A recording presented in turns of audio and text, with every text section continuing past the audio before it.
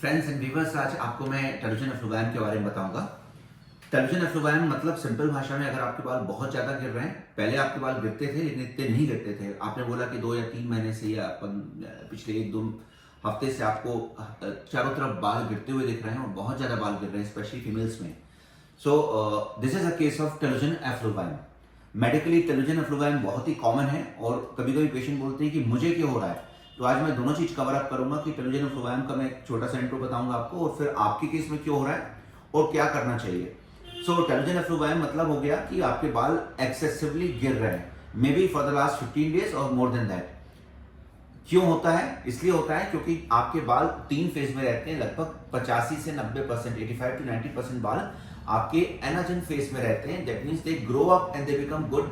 जो आपके सर पे बालों की शो है वो एनाजन फेज के बालों के लिए, इस तरीके से मेडिकल समझने के लिए हम मानते हैं कि बालों के 10 से 15% जो स्थिति रहती है वो टेलोजन फेज में होती है। दैट मींस कुछ बाल जो पिछले कई सालों में ग्रो कर चुके हैं, अब वो हल्के बूढ़े होने के बाद गिरेंगे, दे आर इनटू सेनेसेंस, तो वो टेलोजन फेज कहलाते हैं। टेलोजन फेज के बाल लगभग 10 से 15% का मतलब ये हो गया कि अगर आपके बाल बहुत घने हैं तो लगभग जब आपको ऐसे फेजेस आते हैं तो आपके 100 से लेकर 200 तक बाल रोजाना गिर सकते हैं। लेकिन कुछ वक्त तक ऐसा माना जाता है कि 3 से 6 महीने में ज्यादातर टेलोजन एफ्लुवाइम के केसेस रिकवर कर जाते हैं। लेकिन पेशेंट 3 या 6 महीने वेट नहीं कर सकता है, क्योंकि 80% केसेस अगर ध्यान नहीं दिया जाए उनके कॉज में तो वो फीमेल पैटर्न बॉल्डनेस या मेल पैटर्न बॉल्डनेस को रिजल्ट देते हैं। टेलोजन एफ्लुवाइम जब हम बात करते हैं तो एक और शब्द आता है, that is called chronic telogen effluvium. तो मेल फीमेल दोनों में, स्पेशली फीमेल्स में अगर वो 40 और 50 के बीच की हैं तो उनमें क्रोनिक टेलोजन एफ्लुवाइम नाम की कंडीशन आती है। दैट मींस रह रहकर आपके बाल गिर रहे हैं पिछले कुछ महीनों से लेकर साल तक। इन कंडीशंस को भी हम टेलोजन एफ्लुवाइम में लेते हैं, but that is medically called chronic telogen effluvium. क्यों ऐसा होता है आपको ऐसा इसलिए होता है क्योंकि आपके अंदर ऐसी स्थिति बनी हुई है। क्या हो सकती है? स्ट्रेस फैक्टर्स या इमोशनल अपीवल, ये एक मेजर कॉज है फीमेल्स में टेलोजन एफ्लुवाइम होने का। इसके अलावा, स्ट्रेस के अलावा दूसरा इन्फेक्शंस जैसे डेंगू हो गया, चिकनगुनिया हो गया, कोविड हुआ था पास्ट में लोगों को, या ऐसे कोई भी इन्फेक्शन है, या लूज मोशंस हुए हो, या क्रॉनिक इन्फेक्शन से आपको डायबिटीज है, बहुत दिनों से ड्रग्स पे हैं, ऐसी सभी स्थितियों में भी आपके बाल धीरे धीरे क्रॉनिक टेलोजन एफ्लुवाइम में चले जाते हैं। तीसरी सबसे कॉमन है कुछ ड्रग्स। अगर आपकी लाइफ में कुछ ड्रग्स इंट्रोड्यूस की गई, जैसे पिंपल्स के लिए लोग रेटिनॉइड्स लेते हैं, या कभी कभी एंजाइटी या एंटी कन्वर्जेंट सुई और बीटा ब्लॉकर्स या ब्लड प्रेशर की ड्रग्स, इसके अलावा बहुत सारे एंटीबायोटिक्स जो कभी कभी इन्फेक्शन के लिए आप लेते हैं, वो भी आपको एक्यूट एनाजन फेज में बाल को इंड्यूस कर सकती है टेलोजन में।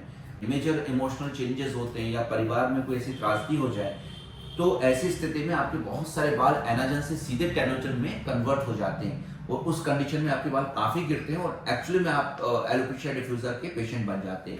इसलिए ये बात जानना इंपॉर्टेंट है कि आपके केस में क्यों टेलोजन एफ्लुवाइम हुआ है। सो मोटे मोटा मुख्य रीजंस स्ट्रेस फैक्टर्स, या कभी कभी पेशेंट में न्यूट्रिशनल डेफिशिएंसीज पैदा हो सकती हैं ड्यू टू फूड और due to habits. Dietary habits can trigger, like crash dieting कर रहे हैं, लो प्रोटीन ले रहे हैं। B12, फेराटिन और फोलेट, ये पांचों एजेंट आपके सर में बालों को पतला तो कर ही सकते हैं, इसके अलावा गंजापन प्रोड्यूस करते हैं, जिसको हम टेलोजन एफ्लुवाइम कहते हैं।